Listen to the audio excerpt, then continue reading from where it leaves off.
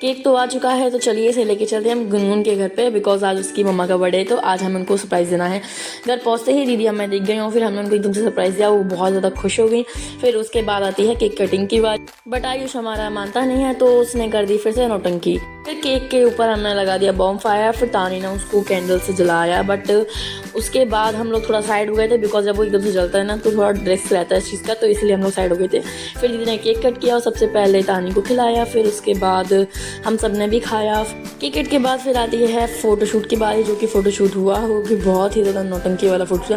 फिर उसके बाद मैंने आयुष की एक क्लिप बनाई जो कि बहुत ही ज़्यादा मज़ाक आ गई। उसके तीर देखो, उसके तीर ही नहीं थे उसमें तो। फिर उसके बाद दीदी ने अपने गिफ्ट्स वगैरह ओपन किए, उसके बाद मैंने देखा बहुत ही प्यारा ब्रेसलेट वगैरह दीदी ने देखा। फिर उसके बाद एक मॉम वाला लॉकेट है जो कि बहुत ही ज़्यादा प्यारा लगा मुझे।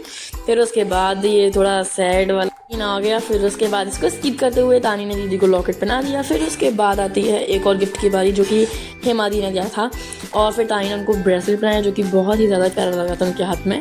फिर बॉक्स ओपन किया था, उसमें एक लंच बॉक्स था जो कि बहुत ही ज़्यादा क्यूट था। उसके बाद हम सब लोग इकट्ठा बैठे आग के पास, और फिर हम लोगों ने चाउमीन, बर्गर, कोल्ड ड्रिंक पिया, फिर मैंने मोमोज खाए। उसके बाद हम सभी लोगों ने बातें की काफ़ी सारी, पर गुनगुन की उस टाइम पे डांट पड़ी थी बिकॉज उसकी तबीयत अभी सही हुई थी और वो फिर से बाहर का खाना खा रही थी। केक खाने के बाद मैं आ गई बाहर की ओर।